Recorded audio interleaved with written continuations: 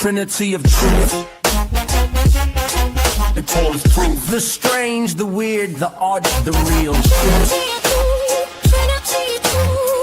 Tom Zames, Divinely Sierra, and Catalyst Jones. Trinity of truth. Yo, I never know how to start these things because I'm so used to my White Rabbit intro, and I'm always about to go and then I'm like, what the fuck? Yeah. Tom Zames, my trusty partner in crime, is in the building. What is up, brother? What's going on, brother? What's going on? I'm excited about this show. A good friend of mine is joining us tonight. And guys, do not worry. Sierra is just a little behind, had something come up, but she's going to be with us pretty soon. She's actually in the chats. What's up, Sierra? What is up, Noel Rodriguez, one of the ride or die homies from the very beginning as well. And speaking of the very beginning, we have Amanda Rae here. And the first time you came on, you were like the Cosmic Soul Guide, if I am not mistaken. Yep, Cosmic Soul Guide. Nailed it. Yes. And Brandon, well, he used to have a show called Expanding Reality, and he introduced us. And I mean, I fell in love with you immediately, and we've been great friends, and I've been following and cheering you along from the side, and it's great to fucking have you on here. So for real, we've tried to do this so many times. Oh, I know. And this is a totally different show, and I wanted to tell you like why I started this show. But before I do that, I wanted to give you a chance to tell everybody a little bit about yourself. What is your favorite color, and have you ever drank your own pee? Oh my goodness, I haven't done that yet. Surprisingly, with at being like into all the holistic stuff. No, I have not drank my own pee. I've considered it. Definitely seriously thought about it. I will admit that. But yeah, so my name is Amanda Rae. I am that Akward Sage on my socials. So coming from Cosmic Soul Guide, I'm psychedelic integration coach, very kind of one-on-one, privately. I've got a really high kind of standard for the clients that I like to work with in that arena, just because, especially now with it blowing up and getting so much bigger, just really people that are ready to do the work that it takes afterwards. But other than that, I am a reseller and an artist and a creator. So I do some live auction selling on Whatnot, usually on Wednesdays and Fridays afternoons. That includes I'm a treasure hunter. I've kind of discovered I'm good at finding beauty in places that other people don't see it. So between whether that's garbage somebody discards or it is a human being, I see value where other people don't. So especially on my Whatnot, I really like taking things. The shirt I'm wearing now is an antique napkin that I made into a halter top. So I really like to recreate things and reimagine them as I see them. And then again, sell them on auction. And then with my content, I really just kind of like to guide people through that liminal space of that not quite being who they're becoming, right? Like not being who they once were, but then not exactly knowing who they're going to become yet. And that kind of liminal space is where I feel like I live. So I navigate that very well for other people. That's awesome. Tom, do you have any questions for our amazing guest Amanda here? Yeah. How many napkins did it take to make that shirt? So this is one napkin. So I've got one but I bought 3 napkins. So this is a very rare occasion that the things I make get to be like a 1 of 3 kind of a thing. So one napkin all the way down, kind of like a bandana, right? So then it's got the ropes in the back that pull it taut. But yeah, so one napkin, 3 different shirts. That's, nice. They're pretty dope. They're pretty dope. I'm excited about these ones. The print on it is just very aesthetically pleasing. They're just super retro. Hell yeah. You've always been like that too. And I remember you as just like the thrift shop, I don't, what was that guy's name? Oh, Macklemore. Every time I would hear that song, I would think about you. Yep. Yeah. He kind of blew up my spot. I want to say like free Macklemore, man, I could still go into a Goodwill and pay $3 for something. And now these jokers who are getting everything literally at cost, like nothing, it doesn't cost them anything, but they're all on to us. So now we got to be a little bit creative. 'Tis the season though. It is roomage season. That's the best because then you get stuff with a story. You know, the husband thinks it's the coolest thing in the world, and the wife is like, "Get it out of here. You can have that for 50 cents." So, you know, that makes it a lot more fun. This is the season, the hunting season. Hell yeah. Well, I have I'm a great juiced. idea for you. You what? I have a great idea for you. I So love you it. said there was 4 napkins, Yes, which means this is a limited edition. it is. Only 4. And then you have these different napkins where they're all only 4 in the whole world. You make Yeah, it in the feel whole world. special, Truly. right? So it's Yep. so 1 of 4, 2 of 4, 3 of 4, 4 of 4. Yes. Boom. And I love that because then I That's can make like a series because that is something that is pretty like antique stores, especially you can get really cool, like I said, with the vintage prints, and then you don't have to have a ton of fabric. And I was working on just the other day getting custom labels like from Etsy. I could make them myself, and I'm thinking about doing it. I'd have to use like a fabric marker, but where I could sew in the little label, right, like the Akward Sage label on it. So it's all coming together. Let's Yeah. talk. Let's talk after the show because I Yes. used to work at All Quality Graphics, which is a place where we did garments. And so like I have all Yeah. kinds of tips and tricks that you could do for yourself printing your own. Yes, dude. Did you ever see my Jesus mushroom print shirt that I did? No, but that It's sounds amazing. dope. So I took like a classic kind of like think like Victorian image of Jesus, and so in the Sacred Heart there's a mushroom, and then the halo is like a mushroom cap behind him, and then there's all these other mushrooms, and then at the bottom it says Body of Christ. Those are fucking sweet. That I was wanna get some awesome. husband. Yeah, So those are pretty the cool. format of this show, Amanda, is Mm-hmm. when we started out, I used to play like a shit ton of videos, and Okay. then Tom would say it's all fake and gay, and then I would riff on it, and then Tom would reiterate how fake and gay it was. Okay, I like the and dynamic. I see There's a it. 99.9% chance it's fake. So Right. Yeah, this is true though. Nowadays, that's what's so hard. I mean, I think it's getting people off their phones. Hopefully, maybe some people don't mind that it's all fake, but it's like, how do you even fucking know if what you're watching and getting all worked up about is yeah. even a real thing? So tonight I'm going to try to play a few videos and see if instead of what's fake and gay about these videos is what can we resonate with in these videos. And I'm going to start out with the first 2 videos, actually videos of somebody that we are all very familiar with here in this room. And I want to know, like, because this is a very old video, I want to know if it means anything to us today. So let's get into it. Let's do it. Let's talk about some super easy techniques to get in touch with your inner child. So first things first, be weird as often as you can. Kids are weird AF, and we were told at one point that we were too weird, so we reeled it in, right? We put on this little human outfit and tried to fit in, right? So, and some people are wound so tightly, it's difficult for them to just be a spaz, like make weird sounds, dance around like a crazy person, whatever it is, just be weird, get it out. Get a photo of your child self. I personally use like age 5 to 6, right? Put that on the background of your phone. That is the only person you need to be impressing right now. Make a list of all of your favorite childhood activities, games, foods, right? So when you're feeling really dysregulated and uncomfortable or sad or down, you can go to that list of things. Man, I've played Barbies as an adult just because it was my favorite childhood thing, right? My comfort food, my childhood food is macaroni and cheese. I'll put on some Disney movies and my little child's just dancing.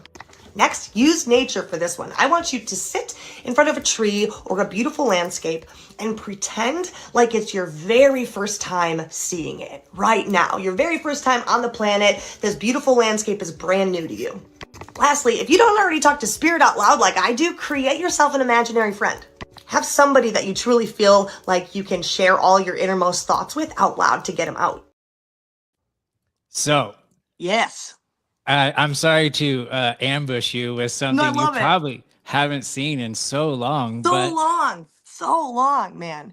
So Wow. how does that resonate with you now? Is it like hearing these things and like, damn, I need to remind myself of some of these things? What's funny, that was such a good one to play because I will say, Yeah, like I do. I'm like notoriously, I go back to my TikTok often to remember what I know that I totally forget I know. You know what I mean? I'm like, damn, you're right, girl, shit. But like for sure, that one, I would say I still practice quite. I just did the looking at a tree thing. So there's a park down the road from my house. um Not only did I pretend like, so it's I live pretty close to Milwaukee, right? Like, so this park is this oasis. It does not look like you are anywhere near a city.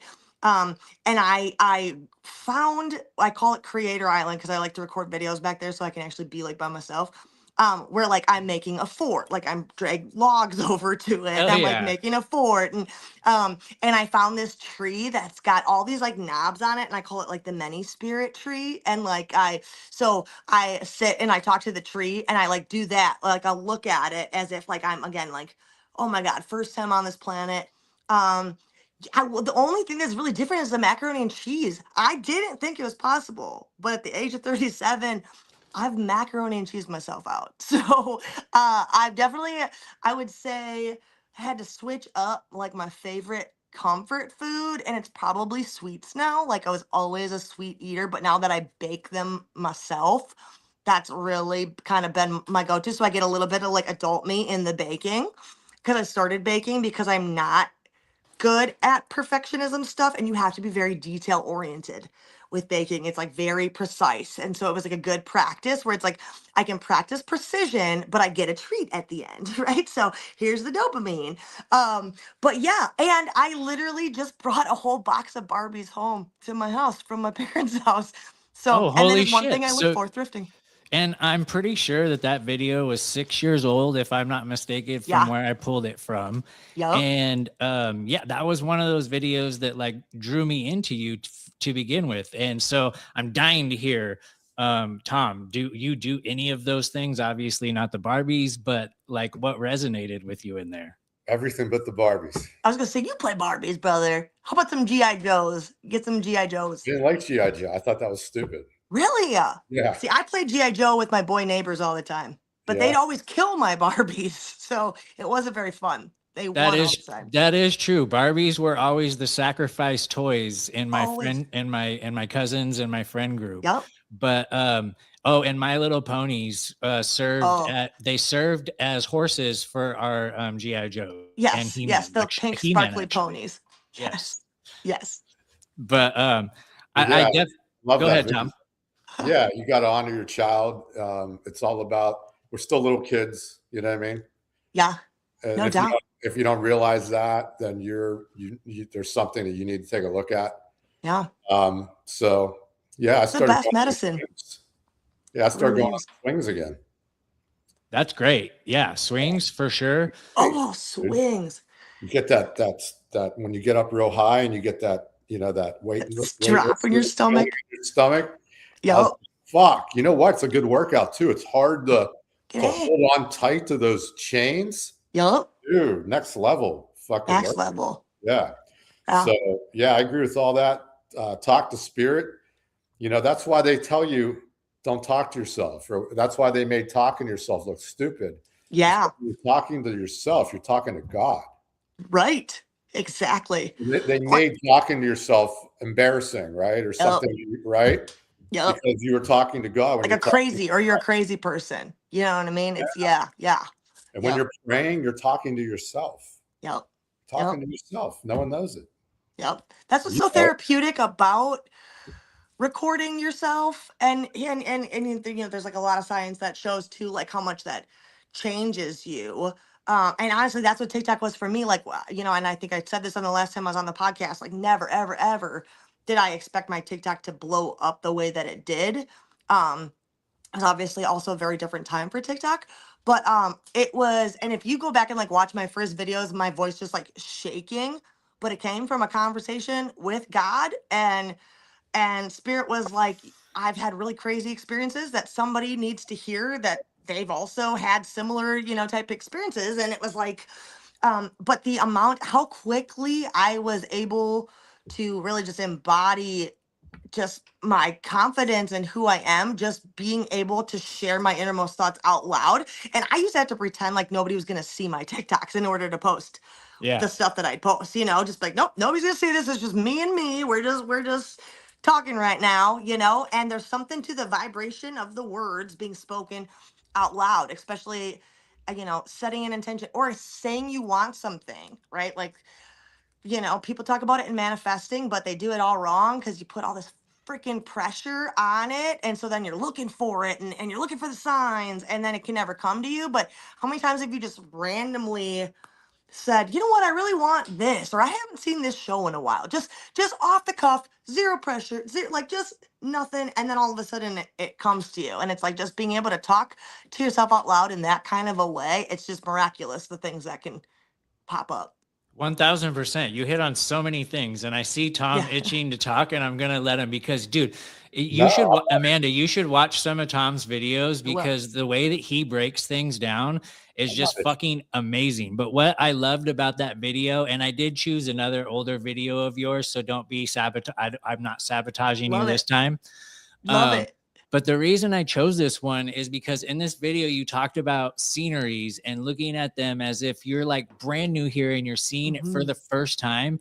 And before seeing this video, like, so within my sobriety, I've been able to just look at the world through a different lens. And I'll stop and put, like, I was just telling somebody this yesterday. I was like, damn, I didn't take that much video. And they're like, really, you? And I was like, well, here's the thing is like, I just take it in now. Yeah. And I like look at things that I would overlook as just, oh, that's there. And I'm like, oh my God, that is just fucking incredible. And I'm taking more and more like just in. And then the inner child thing, right? So when I very first got sober, I thought it would be an amazing idea to get back into skateboarding. However, my equilibrium was extremely fucked off. And so that was a really bad idea then. But I just recently moved to Vegas, and walking distance is this really dope ass skate park, and it's kind of lit at nighttime. So like it's not 5 million degrees and I can go out there. And like I'm like clinging on to nostalgia and things that I have like close ties with, to things that made me happy, right? And I think that's what it is the ties with the happiness that we felt in those times. I don't know if you wanted to riff off of that a little bit. Me or Tom? Because I know Tom. I'm sorry. I'm trying to get Tom to speak. Tom was itching. Trying to get Tom to speak? Yeah. Okay. No, I was going to say earlier, you were talking about it's the attachment, right? To what you want. Not having that attachment. Not caring if you get it, like take it or leave it. That would be great if I had this, but you know what? If I don't get that, I'm still gonna be happy. Yeah, you got to be indifferent about it. You got to be unattached. That's the only way for it to come to you. Nothing can come to you until you let it go. And that's the thing is like when you remember. I mean, don't get me wrong. One of my like core wounds that like fucked with my head was because that's where we get so scared of those things too, right? But we don't recognize that like to a child, right? Like one of my core wounds was being 3 years old and being told no for like about a my size Barbie. And it was the first thing I think I must have ever really like truly freaking wanted because it scarred me.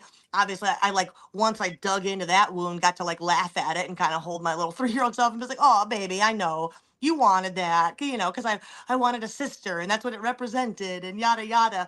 But it's like when you think about it, it's like when you're little, it's like you'll want something, but then all of a sudden somebody's like, here, you want a popsicle? And then you're like, oh yeah, boom. And you just totally forget. You're on to like, cool, the popsicle's gonna make me happy. It's like you don't get like, because it's not about status. It's not about how other people are seeing you. Like you want what you want and you're into what you're into for you, and so the attachment is coming so much from like everybody else and what you think that it's going to give you in terms of how they're going to see you versus your true desire.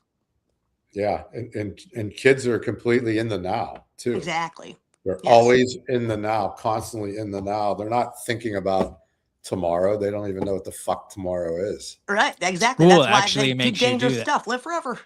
School makes you do that because it gives you homework Yes. and deadlines and shit Yep. like that to think about the future and shit. But you're Yep. absolutely right, Tom, because if you think about like your childhood, the days seemed like so freaking long. And if you guys are able to remember like Oh, preschool, like those days seemed forever, forever. I right? talk about this all the time. And now it's like, holy shit, we're more than halfway through the year. We're almost at the end of the year. And I'm like, I just got done celebrating my birthday in January. What the fuck are we doing here? Yeah. And so like definitely like in this realm that we are in, and it has something to do with the spirit that is attached to the meat suit, getting used to things. And so time speeds up that way. But also I think that these motherfucking manipulators of this realm are speeding up the days on us. They've got to be. Because I get the whole, I get it. Like the whole, oh, time goes faster when you're older. And I get the, the thinking about the future part and the telling yourself that I don't have time. Like I get all of that. But I've totally been in control of time before. I used to run really fun, crazy experiments with myself where I could like slow down time and speed it up. And I'd say in the last, man, I'd say probably like COVID, in the last 5 years, that's just not been possible for me. And it's annoying because again, like I've done it before. How And did you it's like, do and that I'm good at being before? present. I can't let you skip over that. So you're able to slow down your present. Yeah. Yeah, I could really like expand time. Like so there was one time specifically I remember because I could get into like a meditative state and I like was driving home and I drove this drive frequently. It was like to my best friend's house to like my parents' house. It was about a 20-minute drive and I made it in one song and it was a 7-minute song. And I used to meditate driving all the time, but I don't recommend everybody do it, but like I knew that I'd be protected, right? So not like eyes closed meditation because I could just do it eyes open. But then at music festivals was always a really, really great environment to be able to do that in as well because it's like I feel like you're drawing on the energy of other people also being in the present moment. And it was like Plus I would the help of whatever you're using for the night, right? Too. Oh no! Oh yeah, no doubt. Yeah, and I would say I'm a microdoser through and through. Like I love deep trips. Obviously, psychedelic integration coach in a festival type experience. That's the cool thing about is the medicine itself is great to open you up, especially if that kind of environment isn't natural for a lot of people. I've stayed very in touch with my inner child. So when I've gone to even like my first music festival was like, oh yeah, like yeah, this is what we're supposed to be doing, So very, very natural for me. So I don't really feel like I need much. I can really kind of feel like I'm getting just like high off the energy. It's just oh cool, I'm with other people now who are also in this place instead of feeling like I like live in a different dimension from everybody else. But I for sure have been able to like, let's say there's a show I'm really looking forward to at night and I just kind of want to get to it and can kind of enter into a space where it's like I'm like definitely it's like you're present but I'm more kind of like go go go like I guess in what I'm doing like I'm not paying attention as much to what I'm doing but I'm moving right moving and moving and moving like at a music festival versus like okay now it's the last day I really want this day to expand I would like to just be here forever and moving slowly speaking slowly like just so it's like I'm still seeing and doing the things I want but like you kind of said with like just like taking it in looking at like the little details of things of people's outfits of art installations that they have and kind of like speeding it up and slowing it down that way but I would say in recent years there's something that's speeding up behind like it vortexes me and my husband talk about all the time all like doesn't make any sense. You used to talk a lot about breath work. I wonder Mm-hmm. if you Yep. still get into that. And obviously, Yes. breath work is incredible for being able to slow down the moment as well. I Sure. remember I think it was the first video that you like went super viral on TikTok, like Yes. with millions of views, and it Yeah. was about breath The work and getting DMT. Yeah. getting high on your own supply. That's not necessarily the video that I want to play right now, but you're kind of talking about the same thing. Yep. And one of the things that I love about you is you also, and you're not afraid to talk about it, is you come from a place of addiction in your background. Yes. And you were able to overcome that, but you overcome that in a non-conventional way. And this was way before things like this were being talked about on Joe Rogan and stuff. Yes. And so you were talking about a certain thing, and I'm going to play this video, and I want to see if this is something that is still resonating with you, or if it's a big pharma psyop. Yep, love it. If you've been interested in using some of nature's most powerful healing medicine, but don't know where to start, let's talk about the bufo toad. So the bufo alvarius toad secretes a powerful psychedelic from its glands that is actually 5-MeO-DMT. It might seem like a new medicine, but it actually can be depicted all the way back to the time of the Aztecs, maybe even further, and is shown in their art and sculptures. Now, while this is like the most potent and experienced psychedelic, the amazing thing about it that makes it really good for beginners on this path is the fact that it's only about a 20 to 30 minute experience, so you're not battling your shadow for 8 hours. Now, what to expect from a bufo journey? Well, it's going to be absolutely different for everyone. The best way to come to any psychedelic medicine is with zero expectations. However, I will say, because of our unique combination of a breathwork journey before the medicine, this helps you to fully release any emotional baggage you have going to the medicine. So you are an empty cup just ready to receive its love. So while the experiences always vary based on what that person needs at that time, the general consensus and what I witness and experience myself, especially, like I said, combined with this breathwork journey, is this feeling of full acceptance, right? It's like embracing and meeting your highest self and getting to see your power while simultaneously loving and embracing and accepting your human self, because you can't have one without the other. This, of course, becomes a gateway to powerful transformation, right? Like all medicines, there is absolutely no magic pill. But once you have had an experience like this, right, even when life gets tough, being able to go back to that moment in time helps you to more easily flow through these experiences and know without a doubt that you are protected. Not to mention a complete divine badass. Now, this medicine can help work with depression, anxiety, PTSD, addiction, you name it. Because we do so much work consciously, and many times it's just our physical human needs to catch up, right? And having this experience to witness this helps our human to kind of step through this portal of no return. So if you're really looking to see life with new lenses, this medicine can definitely help you out. And because of the potency of this medicine, I will always recommend doing it with a professional. But if you need help, sources, or want more information, feel free to shoot me an email or subscribe to my mailing list. I'd love to help you out. So that was an amazing video, and you, my friend, are a badass. Yes, thank you. Here's my question, though: this is something you were talking about this a long time ago. I'm seeing this all over the fucking place now. Yeah. And when I start seeing things all over the place, as Tom knows, I like to say, "All right, something's going on here." Yep. Yeah. So. Yep.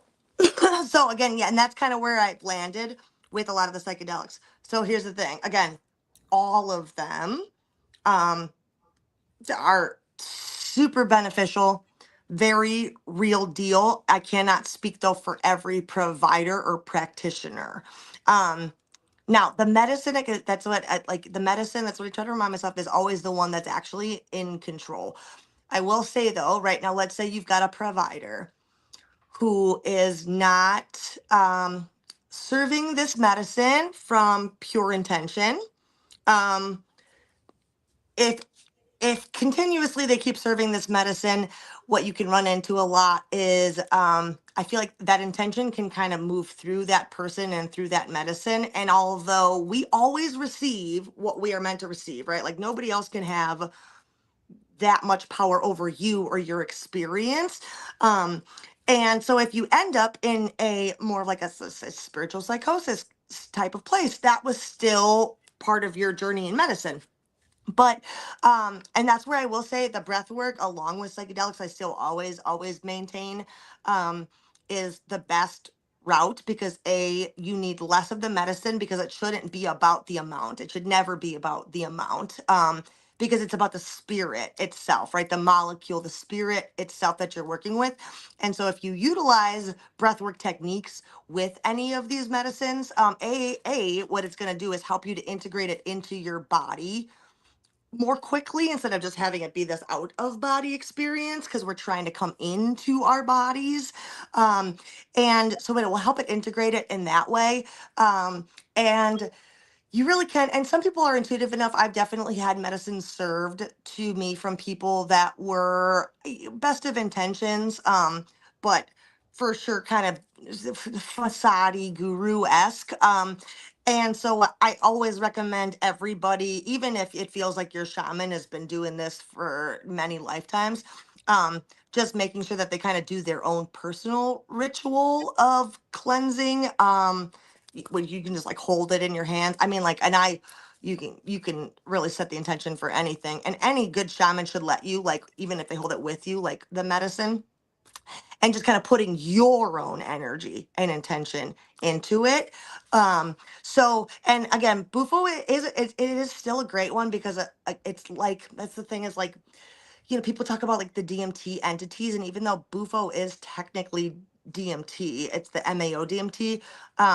I don't experience the same kind of like entities kicking you out and messing with you.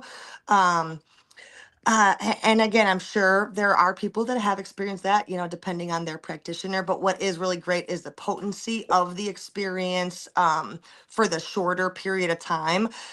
Most people don't remember their Bufo experience, but there's something inside of them that kind of clicks into place. And that's really what we need. Because honestly, again, it's like that experience itself is wonderful, but that's not what it's about. It's everything that comes after that it's supposed to be about. I'm glad you cleared that up, because I know somebody that went and took that and went back to his addiction pretty quickly. Yeah. And so I was like, well, they're fucking pushing this shit. And once Rogan Yes. starts talking about things, I question what the fuck is really going on with it. People are injecting their own things. I wanted to address Yes. at zero charges. Maybe we'll get to that at the end. It's a question for Tom about sports being scripted. Right now, we're going to try to stick to this a little bit. But great question. And we'll definitely try to get to that towards the end of the show, brother. So Tom, what is your experience with psychedelics, brother?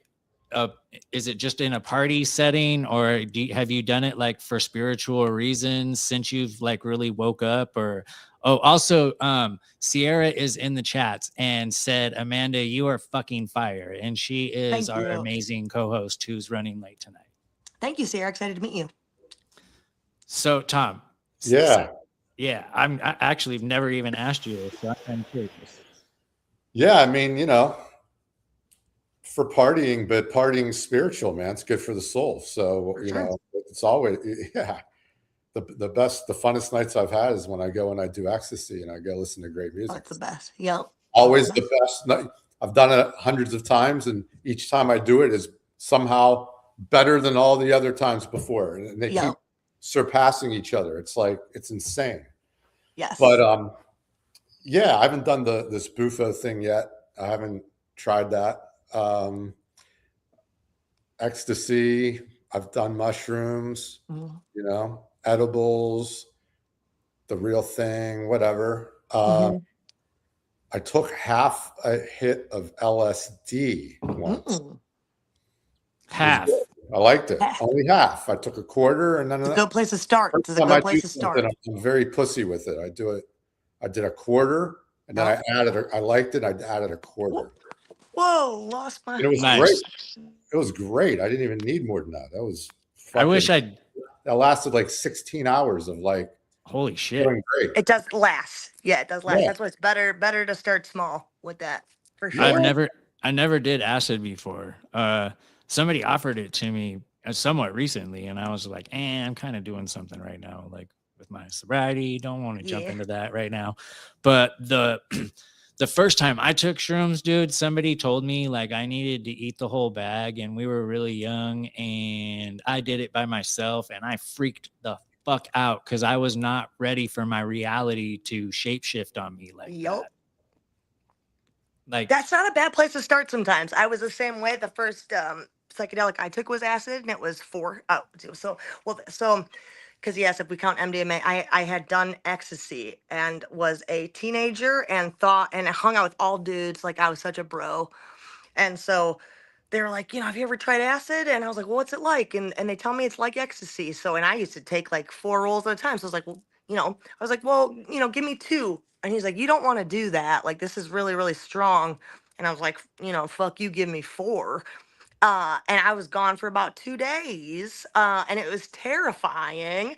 But I will say, any psychedelic experience, I mean, it taught me so much just in the terrifyingness and the length that it lasted, that made uh, me be able to like really recognize the magic in microdosing and just having a comfortable experience, just having the opening, and then also nothing was ever that scary. So even when I did Ibogaine, which is like DMT for 12 to 24 hours, I was so able to release and just let go, where most people really fight it for a while, because I had that first experience was so scary. So then it just anytime after that, even when it was intense, it was like, oh yeah, no, I know how to do this.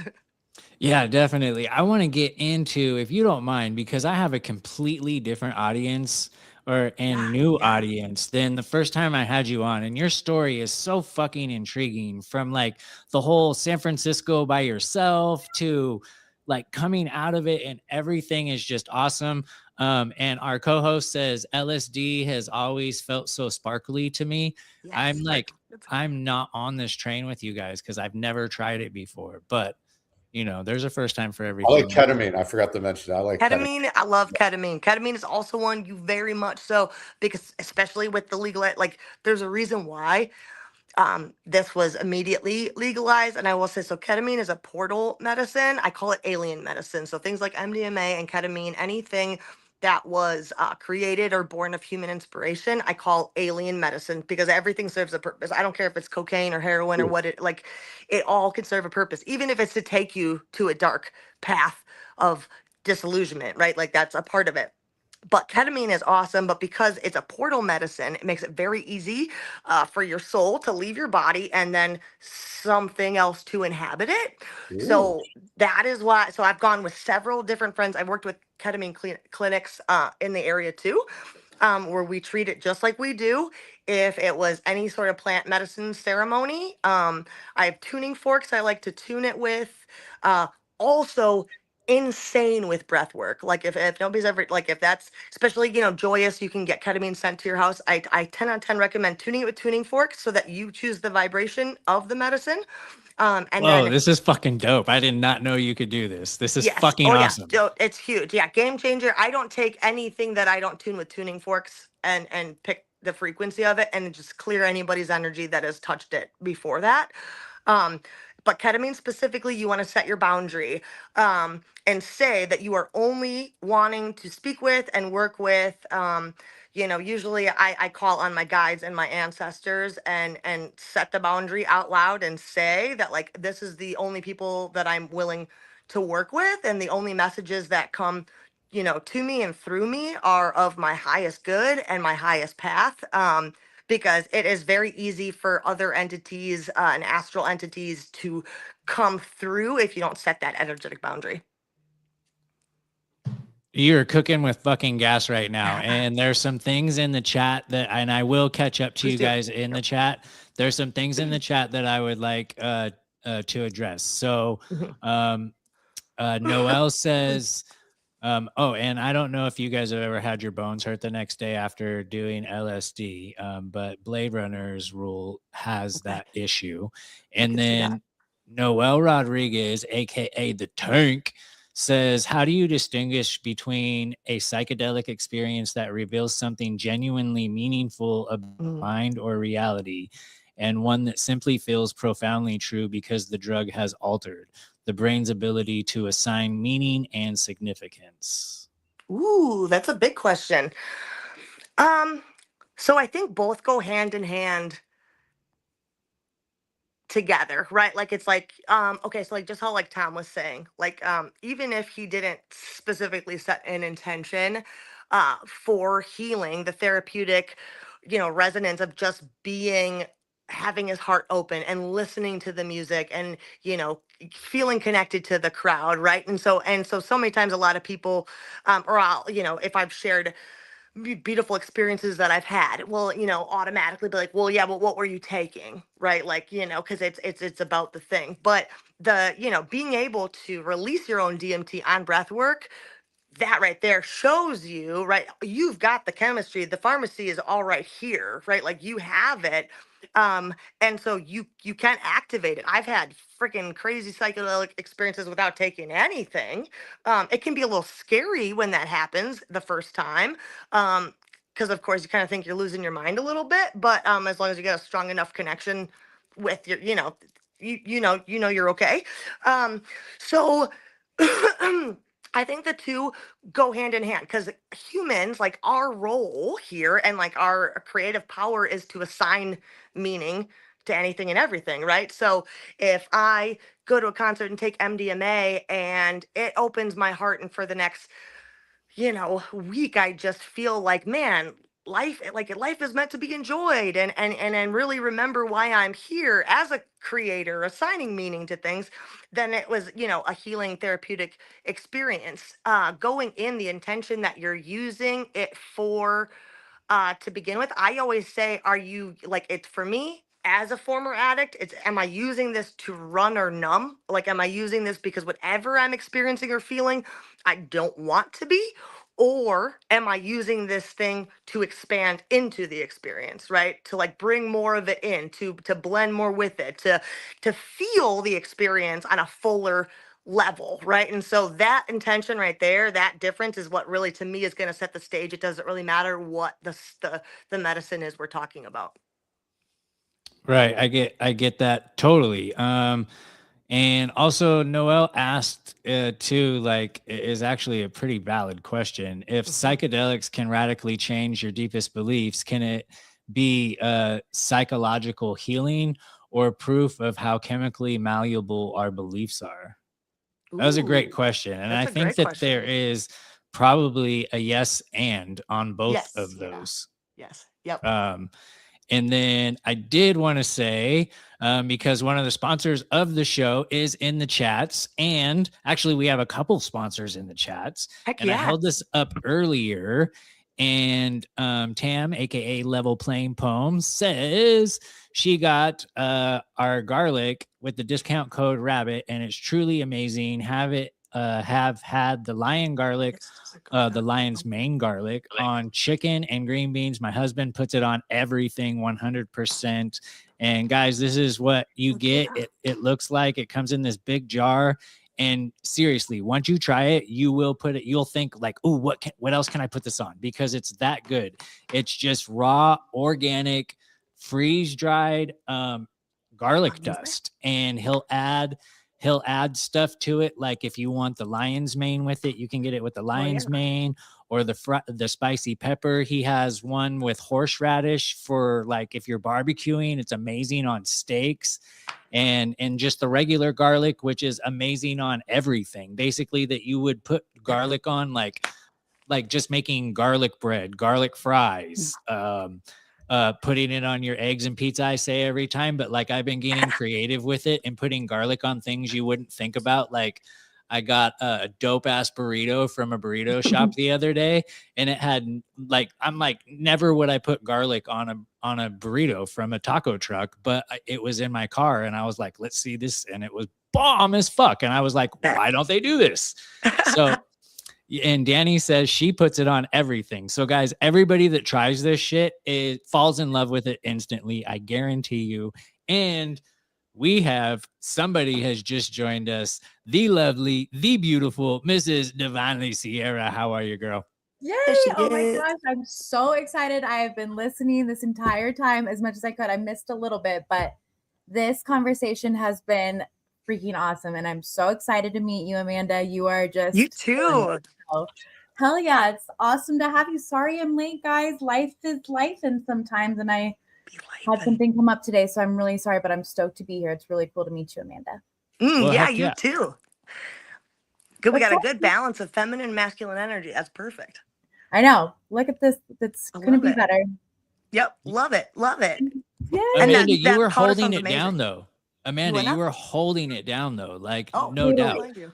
And Oh, I'm totally. sure Sierra is juiced because she's usually here trying to hold it down like by herself, and she's got like two masculine assholes on the show. And No, I love you guys. You guys are easy. It's a good group. Yes.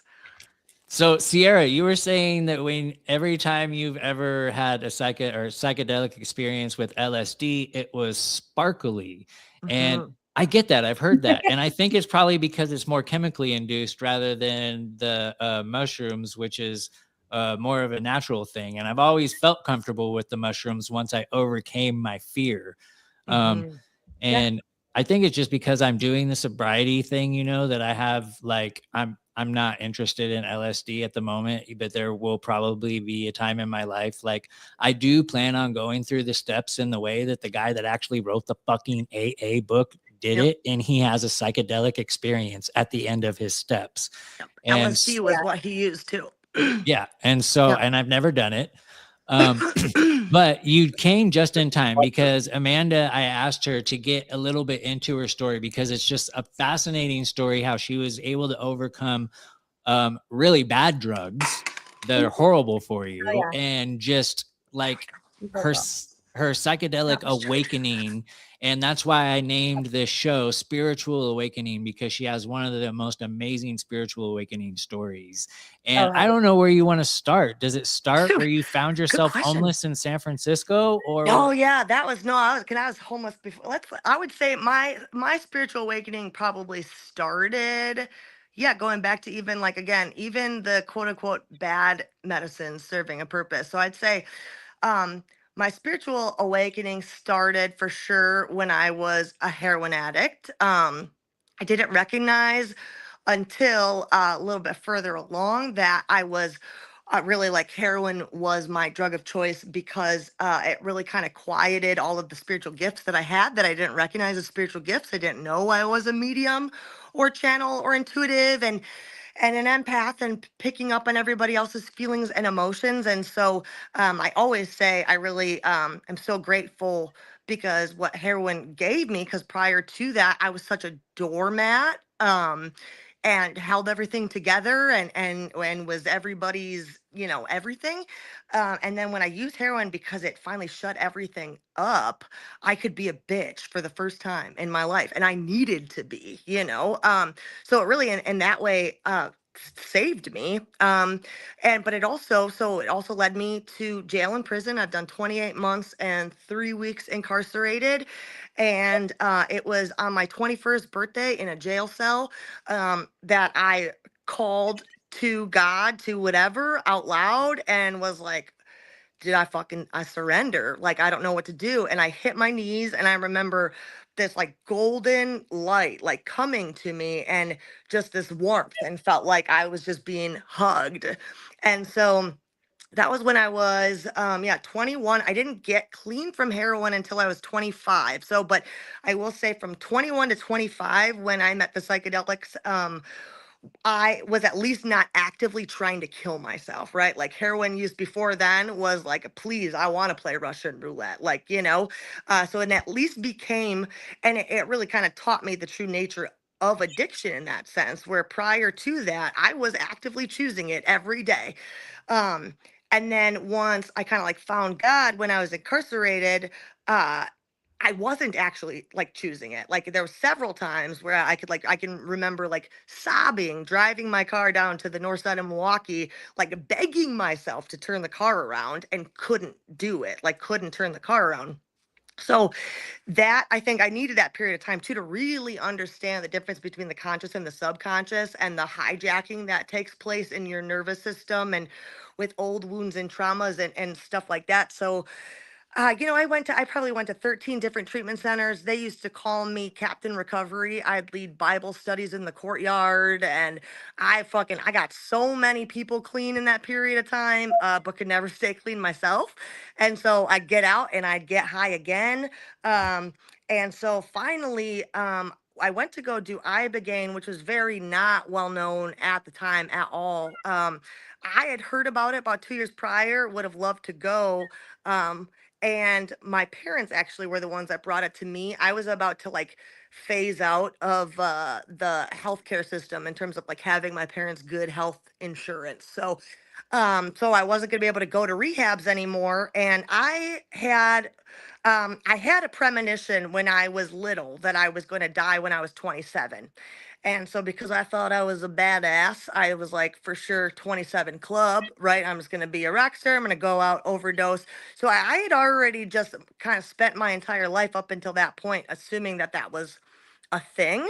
Um, I started to remember more. All of those premonitions after I did the ibogaine, I had dreams. I think there's probably 3 or 4 different family members that I had dreams of them passing away. That was always the kind of things that I predicted that I didn't want to be predicting, and then as a child took responsibility for. And I remember my first ibogaine trip when my parents were like, "This is your last opportunity," and really at that point I was like, well, I'm going to go so that they know I did everything that I could when I die, right? Like I want my family to at least know I tried. And then I did ibogaine, and I didn't like I remember having all of these visions, and that was kind of when I was more shown that all of the things that I was running from were my gifts, but still really no idea what to do with that after the ibogaine. And I knew something had changed. I didn't quite understand what. I actually, after I did the ibogaine the first time, I came home, I tried to get high 2 more times, um successfully. Like I got high, but both times it did not. It was something changed. Whatever it was that I was running from was no longer able to be like soothed by that. It just kind of felt icky. And so at that point, I knew, again, I kind of was faced with a decision. I've got 2 choices, and that's either like I can end it, or I can try. So I got really into meditation, was the first things first. Like one of the treatment centers I went to, they hooked us up to machines. It was like a holistic treatment center, and hooked us up to machines. And I was told, when I got out of my first meditation there, the guy looked at me like stunned and was like, "You've done this in other lives. Like you went into these different brain frequencies so quickly." So that's all I could really think about when I got done with the ibogaine. And so I started meditating, man, probably 6 hours a day sometimes. Like you could say I was addicted to meditating then, right? I only kind of felt safe in the astrals.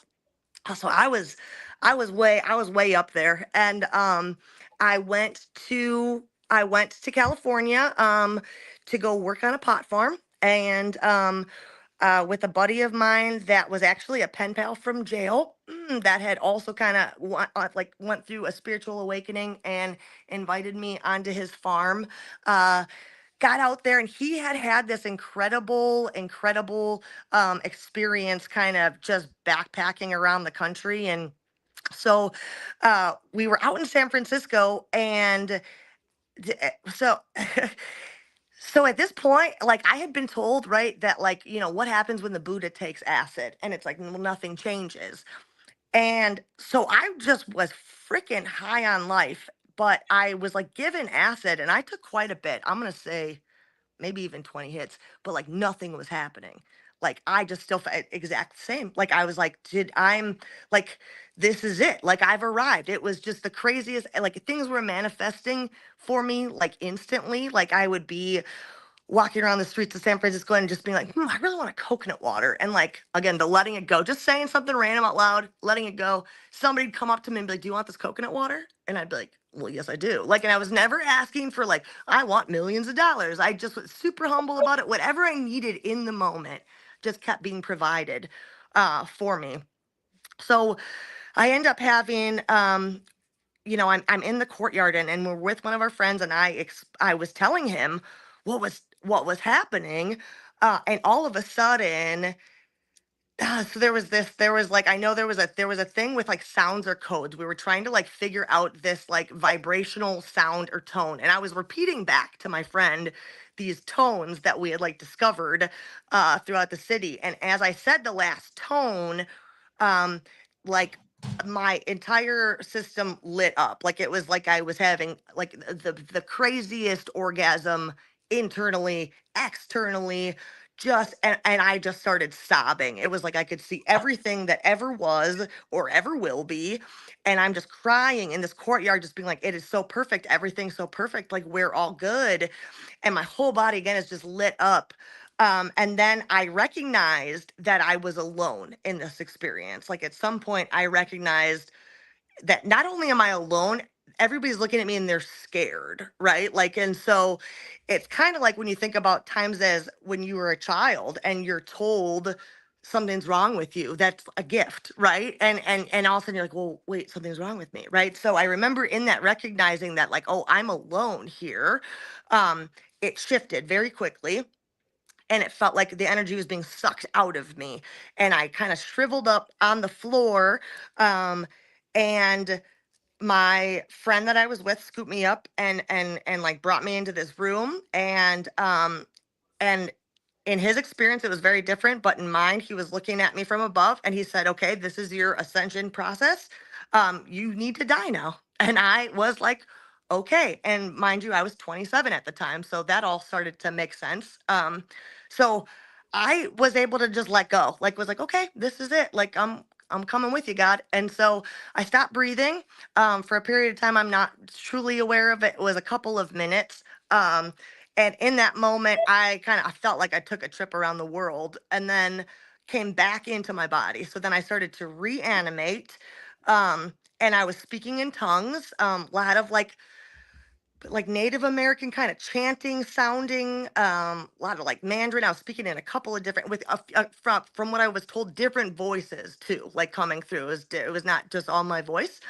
Um, and Mandarin of all languages, Mandarin. yes, Mandarin. Yeah, that's what I was Like told. the Like I said, hardest like I like fucking language to learn, too. Yep, yep, yeah. So like Mandarin, and I know like a lot of like chanting. Um, and I remember like I came back into my body, and I decided I had to be. I had to be home free. I call it home free instead of homeless. But like that, and again, that everything was going to be provided for me. And I got rid of all of my belongings. I gave my cell phone to somebody on the street. And so went to go be home free. I tried to tell my family that I was doing this, but every time I'd call, it was like static, like it couldn't come through. They couldn't hear what I was saying. And of course, they're hearing pieces of me. I'm homeless now, right in San Francisco. And of course, I was a heroin addict, so they're like, "Well, for sure she's on drugs. For sure she's on drugs." So I was off, and again, meeting just the coolest people and having the craziest experiences in terms of like just instant manifestation. And I did meet at some point this guy that was very angelic in nature that told me to be careful, that I was being watched, that they know that I'm here and that I'm awake, uh, and walked with him for a really long time through Golden Gate Park. We manifested tickets to this music festival we wanted to go to. But during this period of time, my mom flew out to San Francisco to try to find me, as moms do. And so she flew out to San Francisco looking for me. And she goes to all of these different places, and knew I was obsessed with grape kombucha at the time. So she was, was like, have you seen this girl? She would probably be buying or drinking a grape kombucha. And so there's a Whole Foods that's right across the street from Golden Gate Park. And I had just been in this Whole Foods asking for a free grape kombucha. And so far, everybody had given me everything for free that I asked for. So they said no. And again, the trauma of this being this little 3-year-old girl being told no for the first time. I came back out of the store and I'm looking at my friend who's kind of just like, I guess, almost babysitting me at this point on this experience. Um, and I'm crying like this little girl, and was like, they said, no, I couldn't have it. And he does this like thing and like throws an energy ball at me. I don't even freaking know. But I like fall back, and then all of a sudden I'm in my mom's arms. Like I'm looking up at my mom, and yeah, and so she was able to like, she said she could tell the minute she landed in the plane. She's like, oh, I made a mistake. She's fine. She's fine. Like, I don't, um, like, she's supposed to be here. But nonetheless, because she's with my uncle who is not a believer in any of this stuff, they're like, okay, get in the car. You're coming back with us.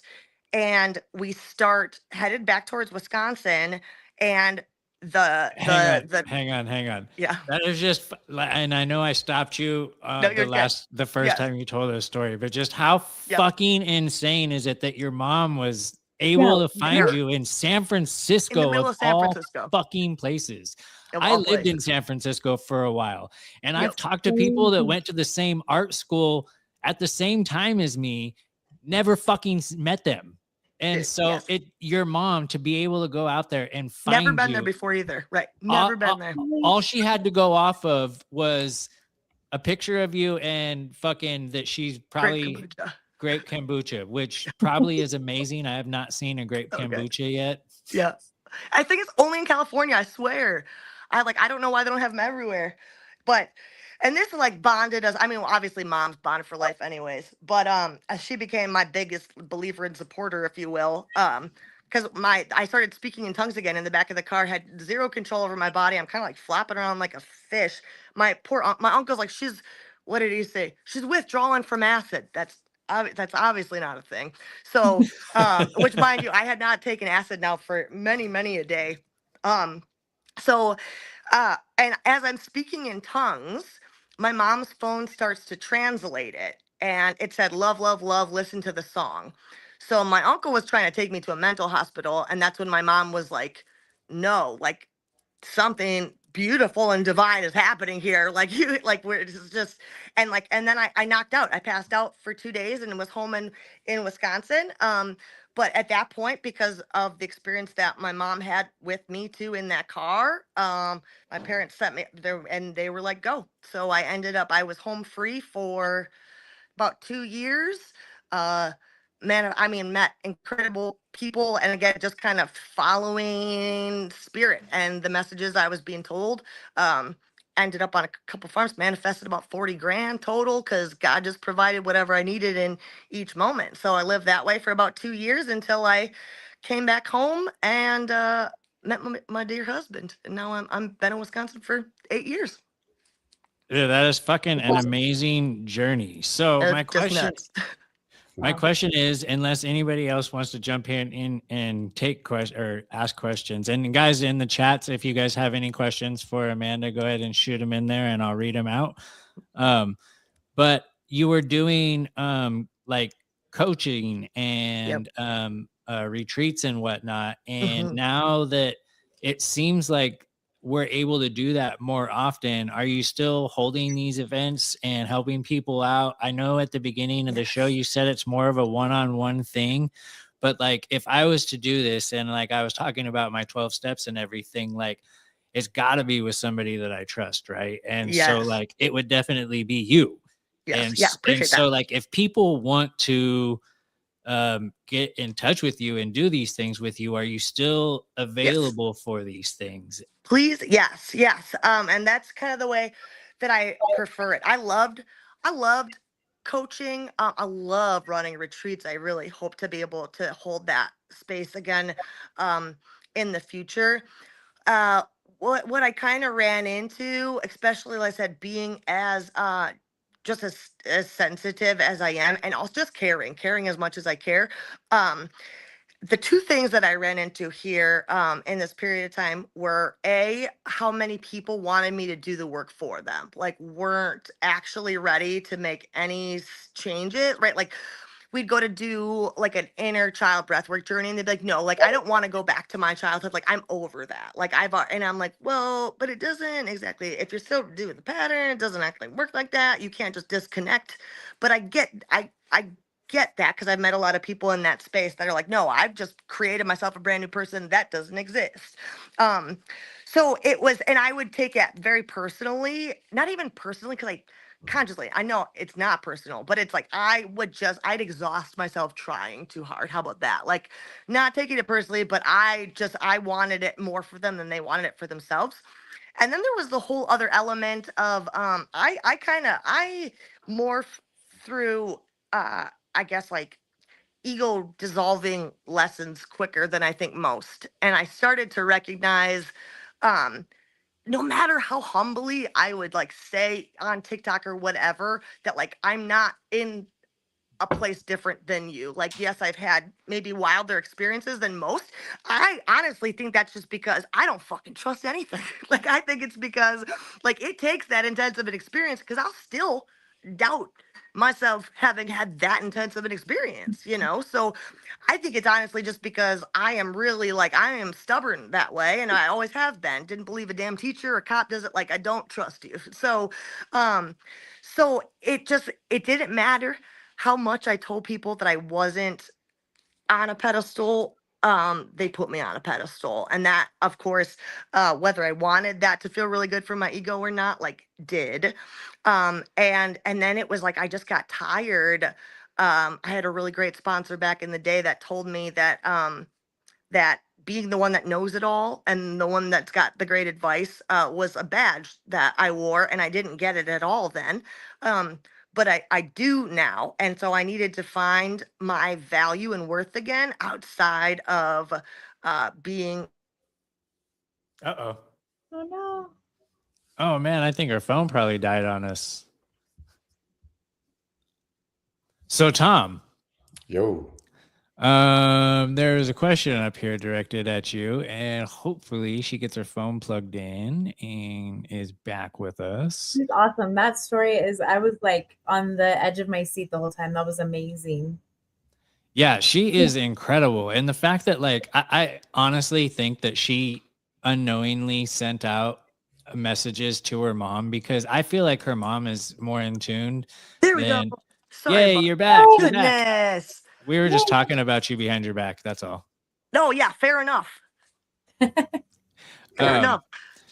No, we were actually just saying how amazing you are and your story is and everything. And it is great. You know, like I know if you remember or not, but like my sister was able to overcome heroin through the normal way of going to, you know, the rehab and the steps and everything. But it's like so many people that end up doing that is they fall not necessarily back on the same thing, but they'll find something else, right? And so she ended up having to go into rehab again for something completely different. You know, it was for drinking. And so with the psychedelic experiences that you offer, I feel like it is in a way like a program, like the traditional sense, because you have somebody there that's coaching you through it. And I feel like as long as the more open you are with that person, I think the more that you're going to get out of that experience. And choosing the right person is definitely for sure, because you're going to share some dark secrets if you want to be able to get over them. Right. And like, there's things that people are not willing to talk about usually, and you're going to have to do that, whether you want to or not. And, you know, like, this is cool because you were talking about your ego and like how you had to step away from it a little bit. But like, Amanda, you were doing videos, and the way that you were doing videos back then, like, so fucking original. And now it's like people have made a living off of almost the same exact things that you're talking about in the same kind of format as you and everything. And like seeing that blossom, like, I'm kind of curious, like, cause I'm kind of going through that as well. Right. Like I had a really big name on my show and it was on YouTube, and somebody came in the chats and they were like, oh, White Rabbit, how fucking original. And I'm like, motherfucker, when I started this shit, it was original. Exactly. And now there's a million others. And like, so for a while I had an ego, like, how the fuck do all these people not know who I am when I'm the one that cut down the fucking grass that YouTube was holding up that they couldn't get through and shit like that, you know? And it's like, I had this fucking ego, and it was through my resentments and facing those resentments that I was able to see, you know, like I had a fear of, well, I fucking put in all this work. I should be the one getting fucking money for all this and the spotlight for all this. But then it's like, well, why did I start this? And I started this because I wanted to spread what I felt was the truth. And these people are out there doing that. So I fucking won. Yes, I won. exactly. Yes, exactly. So how do you look at it the same way? And I'm just curious, because you were like fucking super viral. Like I remember seeing you get millions, and I was like, holy shit, I'll never get there. Like I have since then, you know, but like back then I was just like, that was fucking amazing and very hard to fucking do. And I don't know, like, I'm not trying to I blow go up both your ways. I'm not trying to blow up your ego again. Oh, you do? Oh no, That's you can. crazy. I No, didn't know that she about you. can be now. Now, I mean, like I've figured out how to have the balance of like, because you need an ego, right? Like you're here to play one. You're here to play somebody. Um, but without staking my entire value and worth on it, you know what I mean, like that it can be flexible. And I go in and out of it, man. Like sometimes I get, especially because in the field of psychedelics, like it's like like I'm, and I guess comeback could be a word. It's like when I come back now, it's so much of it is gonna just be to kind of blow up people's spots, because it's like I'm like, it's because they're doing it for the name, they're doing it for the ego, they're doing it for, you know, it being a big thing now. And they're not, again, they're not honoring the medicine. But it's like I also don't, I don't have to play karma. Like that's not, you know, like I don't mind playing karma and being somebody's karma.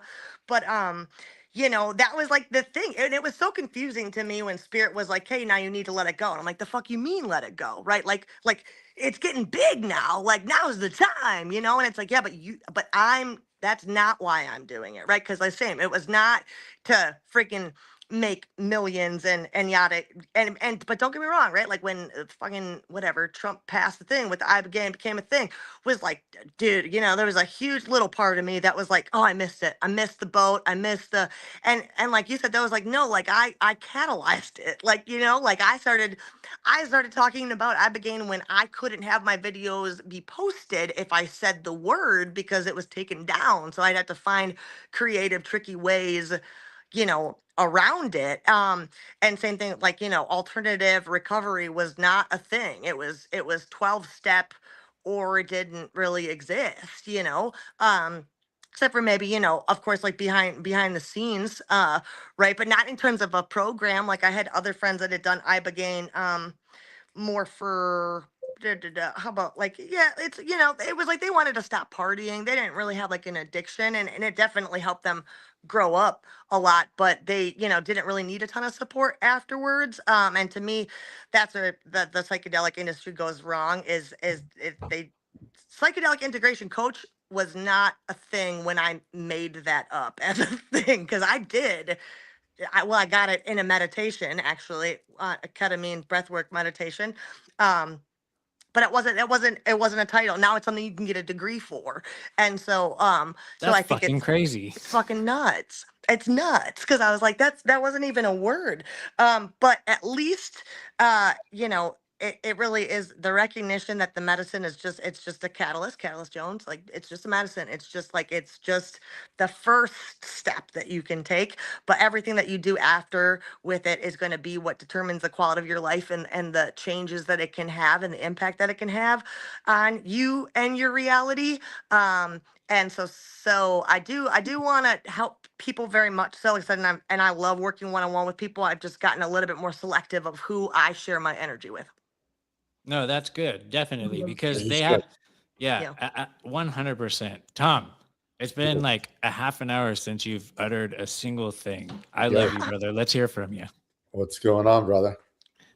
So, you have this whole thing of how we're on like this cycle, right? And it's a repeating cycle that the matrix or the computer generators of this realm are creating, right? And Amanda, you had told me one time that if I don't focus on, because when I had first met you, I was still sucked into politics super bad.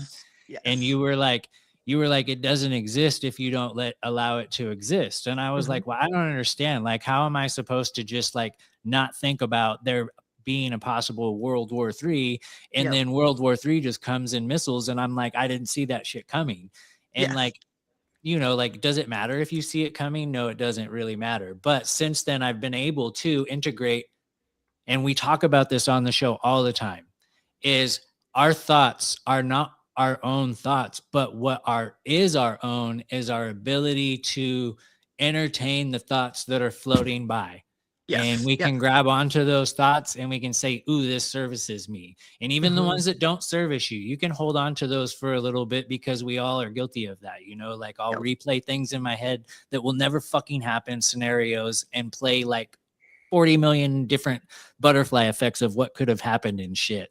And so the point I'm trying to make is it really is true, because I've had friends who thought today at 111, or I forget, maybe it was 222 or something, but they were going to turn the gravity off. And this is something like that's going on. You can't turn it off. There's no such thing, is it? Yes. Well, I was like, there is no such thing as gravity, right? But and so like I'm starting to think, okay, well, there is no gravity, but if they wanted to do this, how would they be able to do it? And like I'm going through these scenarios, and like I figured it out if they were able to do it.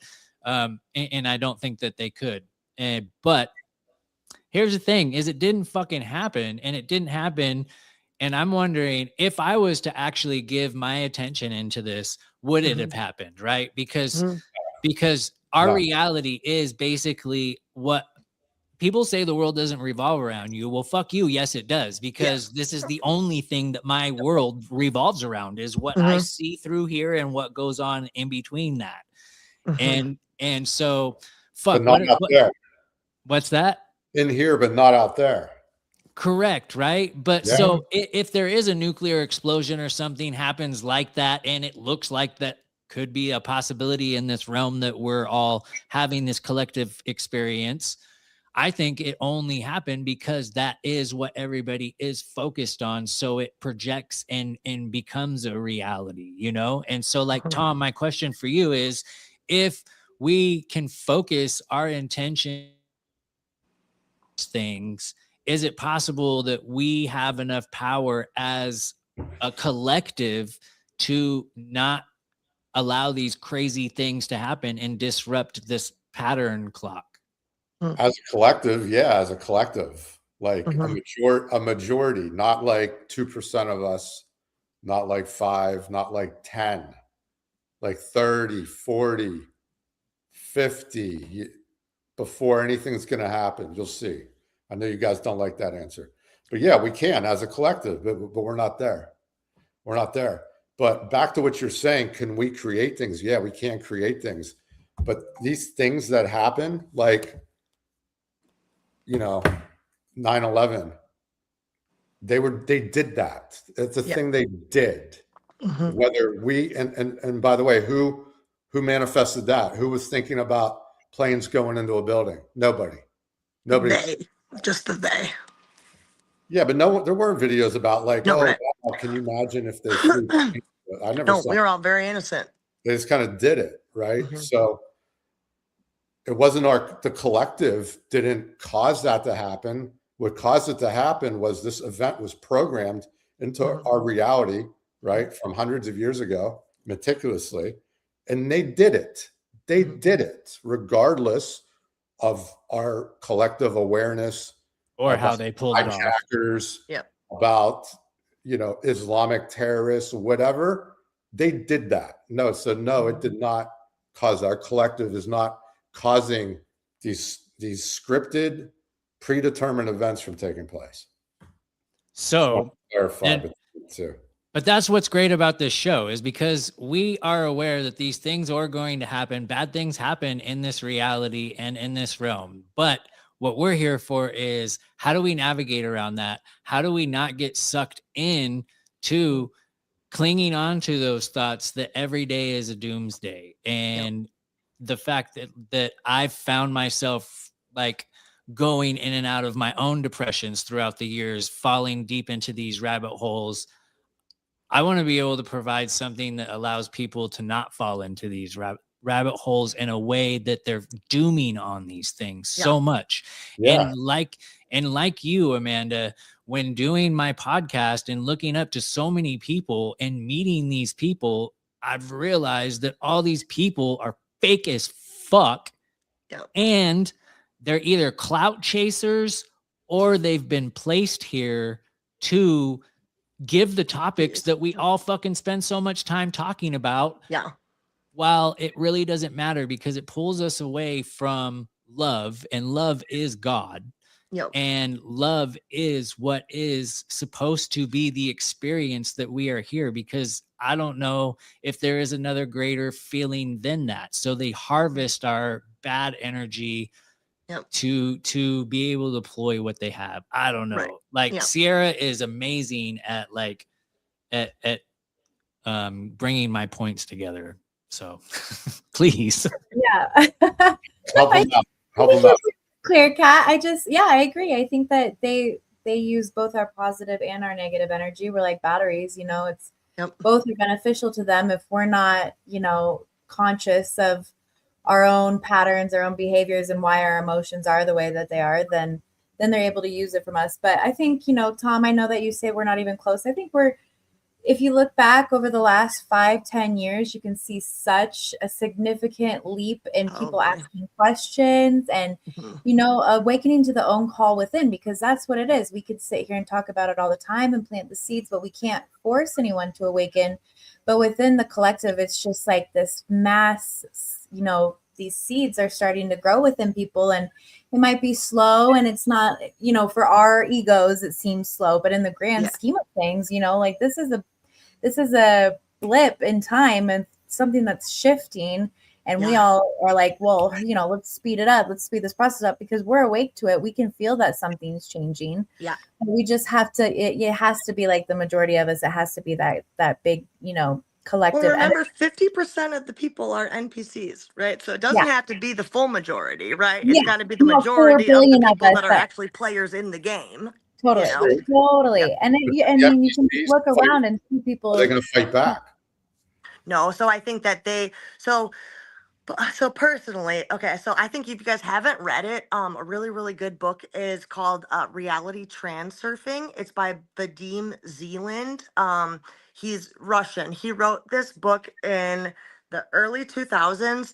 And then the cool part, because it's I mean, he's talking about very like abstract concepts. So, but I found lots of books since that people have wrote their own interpretation and how they've kind of used Zealand's practices. I think all of you would like it, but especially just from this little bit that I know about you, Tom, because it is so cut and dry and very black and white and practical. And he explains these concepts in a way that just makes them very simple. And what he calls essentially, and kind of like Catalyst just said too, with like how the thoughts are just like this stream, right? And it's like it's what we grab onto and give our focus and attention to, and the emotional energy really is what it is, the emotions too, whether it's positive or negative. And so something like just even any of the conspiracy theories, right? True or not, doesn't matter. So he calls them pendulums, right? So like a pendulum is anything that gains momentum through multiple followers of the belief, if you will, and it creates an entire like energy entity that is just this belief. And so it's constantly trying to gather followers. And really you can spot a pendulum because the motto is like do as I do, right? So anything that requires that you do as I do, whether it was created at first and born of like a beautiful intention like AA, right, it can easily be turned into like a cultive personality. It's got its own energy and it's an entirely own entity. And so when you kind of start practicing reality transurfing, it's that practice of like how do you integrate, like okay, like being aware that okay, there's the possibility of nuclear war at some time, but giving it no emotional energy, not get and again, remember, not positive or negative, because that's what people don't understand that are fighting. Let's say activists really don't tend to get this, where it's like because they're fighting against something, you're still pouring a lot of emotional energy into it. That the pendulum doesn't care if you're for it or against it. If it's an intense emotional charge, it's going to eat it, and it eats it right up to your, to your detriment. So it's like, it's more, I think, about just again bringing that attention inward. Like Catalyst said, it's like that, and that to me was kind of the experience of my spiritual awakening when I recognized was I was alone, and there was some really beautiful quote that I read about the poor tortured souls, if you will, that like have a deep comprehensive understanding of what the oneness is. And I would say that because one is the loneliest number. It's like the universe revolves around you because you are one. You're just one. You're the universe, you're the whole song, but you're just one. And so because you were just one, you multiplied yourself millions of billions of times to have the experience of being more than one, which is why connection is what we're here for. That's the ultimate purpose and reasoning and drive and of human needs. But ultimately, at the end of the day, you are alone in your own experience, and the rest of it is projected. That's why if you've ever been in a fight with somebody where they'll repeat back to you what you said, you're like, I didn't say that at all. But in their reality, you did. It was the same play playing out, but two different people experiencing it completely differently. So it's like I feel like when enough of us, which I don't I do. I would agree that we are further along than it can appear once we let go of the attachment of what we think it's going to look like to arrive. Right? Like, Oh, I like that. yeah, Yeah. that it's No, like if you think there's not going to be bad things, well, then yeah, we for sure are far away from that because it's like that's not what we're here for. Like you've got to. We signed up we signed up to have the human experience so that we could better know ourselves in divinity, right? Yeah. Well, divinity is pure bliss and love. And like I said, all those good things. That's what you are. When you pass away, that's what you become full time, all the time. But you could never know that if you didn't experience the pain and the suffering and the sorrow and the grief and all of the other parts of it. So you actually came here for the icky stuff. Like, so it's been my favorite mantra when I'm in the icky stuff right now is, wow, this is what it feels like to feel alive. This is it. This is alive. So Yeah, this is no Totally. absolutely what kidding. I'm I here love for. that. Yeah. I resonate so deeply with that. That's exactly Mhm. how I live my life too. Like, Yep. yeah, we Yep. came here for that. We came here Yep. for the density because we know what it is to be love and Perfect. compassion. Yeah. And yeah, we know all that, but very well innately. So totally Yes. love that. Yep. Do you think that we chose which type of a life that we're gonna choose? Do you think like we decided we wanted to be like the abused person our Nope. whole life to experience that? Because I'm also getting into the Gnostic teachings and stuff, and Yeah. I've been learning about the 7 pillars or gates that you have to go through after death if you are able to escape the fucking light at the beginning trap.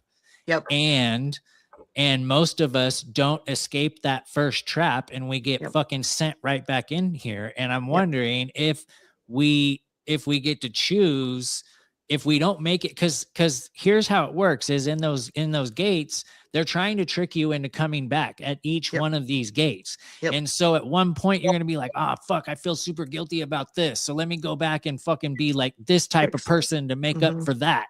Yep. Like I was an abusive fucking husband. So now I'm going to go back and be the abused wife. Yep. And so I think that definitely that plays a role, but like what happens to the people that fucked up and they just went right back when the light hits them and is like, Yep. oh, this is where I'm supposed to be. Oh, fuck. Yep. Now we're back. Yep. Yeah. I think that's completely and I would say that that's pretty spot on with some of the psychedelic experiences I've had when I've like been able to chat with my ancestors. Like my grandfather didn't he lived he was a sleazy salesman, let's just call it that was his life, right? um and he had passed away quite recently after so this was the second time because I've also done ibogaine not withdrawing, which is a very different experience. And my grandma told me he already went back. Like he chose right away to go back.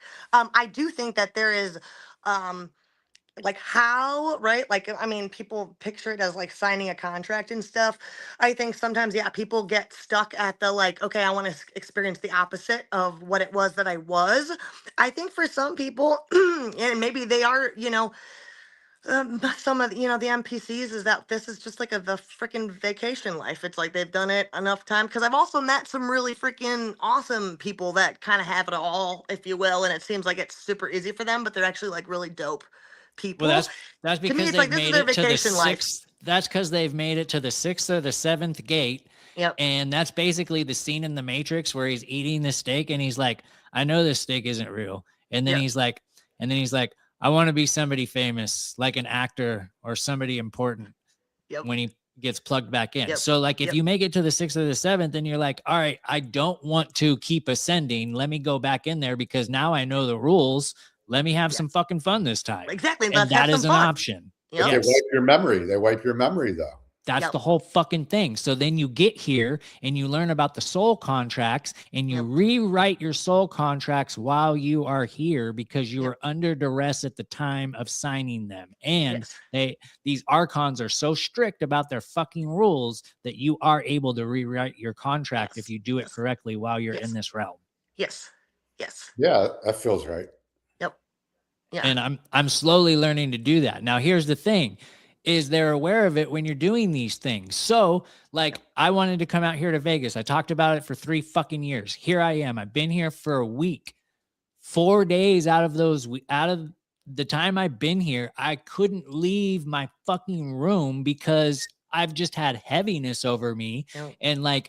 And I'm sorry if it makes me sound like less of a man, but I've just been crying out of fucking nowhere more than normal because I am one of those men that cry at dumb shit all the time, but like more than normal. And I'm like, what is this fucking heaviness? What is this heaviness? To the point where I got like, I was able to go to like this kick-ass fucking thing that the Raiders were having. Like nobody gets to go to fucking practices. I was able to fucking do that yesterday. Like, you know, is like the only time that they've ever allowed this thing to happen. And I spent 4 hours trying to talk myself out of fucking going, you know? So it's like, I'm rewriting these contracts, but you have to meet it because they're going to be like, all right, cool. You want this? We'll give it to you, but you're going to have to work through some shit still. Yep. Yep. Man, you always forget, right? It's like, it's so funny how many times I've experienced that recently where it's like you get the thing that you wanted or asked for or worked for, but then all of the things that you need to release and the nervous system part of it, like, oh, now it's here. And then you're like, because you expect it, right? Like a part of the reason why I wanted it is because I expected it to feel good or free or whatever the thing is. And it's like, okay, it will. And it, you know, and that's what I used to back in the day. If I experience obstacles, used to be like, oh, like obviously this isn't meant for me, right? Let me turn direction. Maybe it's something different. Where now it's like when I met with those obstacles and the heaviness, I'm like, oh, this is gonna be good. Like whatever is on the other side, like how depending on how heavy, how much I'm crying, how hard it is. I mean, when I started Whatnot, I freaking quit my job. And I do my first live and it went well. And I'm like, this is fun and exciting. And then, dude, the next time my fucking power got cut out. The next time my fucking Wi-Fi goes down. It was just one thing after another. And I was like, okay, but that's how I know to stick with it now. Like, I'm like, cause I'm getting so many obstacles. And again, it's like, it's, whether it's a they or a me or a contract thing that is like trying to stop me from fulfilling the thing that I know is going to make me happy. And it's like, do you really want it? And so now I've gotten a lot better at just like embracing the challenge and the obstacle as just like being like, oh, you're just telling me this is going to be magical on the other side. So I'm just going to freaking work and cry and shout and do whatever the frick I got to do to get there. Yes, but I love that you bring that up, Amanda. And that's something that even the most experienced of us that realize that these thoughts are only something we can let go. We can fucking let go of these thoughts. But what you just said is something that even the most experienced person has to keep reminding themselves because it is so easy, even for the most awakened person, to get sucked into a deep, dark hole. And sometimes it takes another awakened person to reach their hand down and pull us out. So like, I'm hoping that that's what this show is doing for people. If you have any friends that you think could benefit from this show, that's what we are trying to do here. And it's like, I didn't completely walk away from White Rabbit, and I was going to. And like I found Tom and Sierra, and I knew I wanted to start something that wasn't clout chasing and talking about the same conspiracies as everybody else. Because even though they were fringe when I started, it's just fucking 2 guys talking about the same shit you can hear anywhere else. And I don't want to fucking be that person anymore. So yeah, if you have anybody that you would love to have us have on the show, anybody that you recommend, I'm already a green light. So Love it. yes, definitely. Ether was our guest last week, and he is fucking amazing. And bro, I didn't want to overlook what you said in the chats. I just didn't want to bring the show down. We love you, brother. We are sorry for your fucking loss, and that is horrible. Some of the synchronicities that we talked about during the show lined up with a loss that he had experienced to somebody very, very close to him. Ooh. And so we are sorry for your loss, brother. Like we love you like very much. So yes, definitely. Amanda, you came on, you blazed. Everything is so fire that you talk about. And it is like, I love it because I can sit back because you're a chatterbox and I can just sit back and let you talk. I always feel like this at the end of the shows. I always say, Tom, you didn't get to talk. Sierra, you didn't really get to talk because you missed most of the show. So like, I definitely want to give you guys the floor. Ask her any questions that you want. And like, Sierra, since you weren't here for most of the show, I'm going to give the microphone to you and run away, girl. Like anything that's dying to get out. Yeah. I mean, like I said, I was listening most of the time and I was just so excited. You were talking about really getting with your inner child. And I think that's so important. I think that's like one way to really combat any of the heaviness is just finding that joy. And even if it's out of spite, like I have recently got an RV to live out of, and I've just been making like cool little knickknacks. I made a little like fairy looking thing to put my remotes in so that I have a little safe spot, you know, just like something that could be mundane, a little remote thing. I just wanted to make it a little bit more fun, a little bit more whimsical. And in those moments of doing something that's just silly, number one, it's like an active meditation, you know, you're just so present. You get to just be really focused on what's at hand. And that is so powerful. But also, I think that I'm really trying to like forget this mindset that you have to be good at your hobbies and they need to be something that you can capitalize on and something that you can sell. Like, it's okay to be bad at things. It's okay to dabble in things and start different things. And I think that's something. Like I've never been really good at drawing, but I like to do it. And I know that my drawings are not that great, but I still like to do it. And so I'm trying to just like get back into being a kid and just doing things because I like to do them, because it feels good. And I think that honestly, like that is so important for us. We're so distracted all the time, having this, you know, rush of dopamine constantly frying us out on our phones. We need to just slow down a little bit and really just find that inner child that just likes to be and do things that can just center you. So I love that. I think you have just absolutely killed it on this show.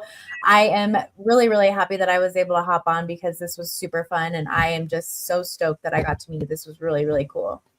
Same. Yeah, I love what you guys are doing. Always been, I mean, Cat has always been my people, and especially like I said that I don't do things for clout, and I'm the same way, man. I call it a hipster ego, where I do something that's just on the cusp, it's not a thing yet, and then once it becomes a thing, I can't do it anymore. So Yeah, so right? I think. You know, and that's what people are looking for though now too, right? Like that's the nice thing with all the AI and the big content creators and celebrities. People are falling out of love with all of that. Like people want, especially when you call anywhere and it's a freaking AI person, people want real and they can feel real. They don't even have to know what's going on. Like they don't even have to know that they're just like their discernment is sharpening and being able to like tell truth and feel authenticity is getting stronger. So it's super cool to be a part of because yeah, like I said, that's what people are gonna be looking for, even if it's in smaller tribes rather than millions of followers, which I would always appreciate more anyways, you know. Totally. Absolutely. People want authenticity now more than ever. We're all fatigued by all of the fake shit constantly. So Yes. 100%. Yes. I love that with making it's all about making the mundane magic. Like, you know, and if your house is I mean, like I have definitely what's called like dopamine aesthetic. Like I am like I mean, I have a freaking velvet wizard behind me, you know. So it's like your house, it should be something that makes you smile and happy Yeah. and like, you know, and like you said, is silly too. That's the thing is like you don't it does shouldn't have to be about being good at it. In fact, that's the best that is the practice in and of itself, right? Like same thing with baking with me. I'm not good at precise. I'm not good at, Mm. you know, following a recipe necessary. So what's a fun way that I can do that? Well, let's bake, because again, then I get a treat at the end and I get to practice this thing I'm not great at. And so I always, whenever people tell me they're not good at art, I'm like, that's even more of a reason for you to do it, because that is the practice then, is the doing it and not being good, you know, especially with Yeah. art, because it slowly comes together, and that kind of different type of play. And you know, that's why they say now, like, how therapeutic um music festivals are, because really, when you think about it, I mean, you dress up like a freaking weirdo, you know, like you can completely like trust the space and the people around you, especially if you go to like a good music festival. I'm not talking like Coachella necessarily, no shade, but I guess a little bit. But you know, it's like that's the whole, it's playing pretend, and the music, and like the, you know, so whether medicines are a part of it or not, you know, it's totally up to you. You're going to get something from it. But, you know, it's like if you could set aside 10 minutes a day just to dance or to sing, and do it uncomfortably and do it awkwardly, do it badly, like that's going to get you further in life than sitting in a Zen meditation is going to. Transcendental meditation, you know? Absolutely agree. Totally Mhm. agree. I am so on board. I'm going to Rufus de Soul in a Oh, I couple love in Rufus. Oh, about you're 10 gonna. days. I know. So Yes. just talking about this, I'm like, oh, I just already know it's just going to be so So good live. transcendental. It's just going to be So beautiful. I good. got a really cool outfit that I'm stoked Oh, about. yes. So yeah, It's I all love about it. the outfits. Is that in Yes. Red Right? Rocks? Huh? Is it at Red Rocks? Is that your? No, it's not. It's in Boulder, but it's at So their gonna be good. football field. So it's going to be really cool. Look, yes, that is gonna be Nice, awesome. Yeah, nice. he's a great show. Oh, I've never done that. That's what I hear. I'm stoked. Yes. Yeah, gotta have Take fun. it away, Tom. Yeah, no, you said my favorite word, silly. It's all about being silly. Silly. Yes. Silly is a key vibe for everything. Like all kinds of great things happen out of silliness. Yes. So 100%. I'm glad that you said that. Yep. That's one of my favorites. It's Silliness. like the most underrated expression, and everyone wants to be Love it. so serious and cool. Where you Everyone's need to, cool. where the magic happens. Yes, That's where the exactly. magic Silly is the magic. Yes. Yeah. So I love that. Real quick, before I forget, Zero Charges asked about sports being scripted. Yes. So not every game necessarily is scripted. The big games are. It's more like they're already predetermined somehow. Mhm. Yes. Like I'm trying to figure out if we've already lived, if everything's already happened, and they kind of like that's how they kind of know all these things are going to happen. It's like it's almost like all this shit's happened. Our life's already happened before. So it's kind of a mind fuck to think of it like that. Uh-oh. Is it me? But the players, huh? Sorry, I cut out for a second and I thought you did. And I was like, oh, No. fuck. I'm rocking.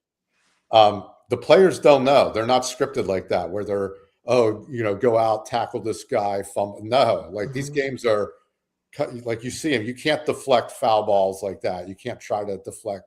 There's certain things you just can't do. So a couple players know about it, probably like a Tom Brady or whatever, like a higher up. Because they're involved in the sorcery that it takes place. Yeah. I did want to jump in on this one too. I'll let you finish, Tom. My bad.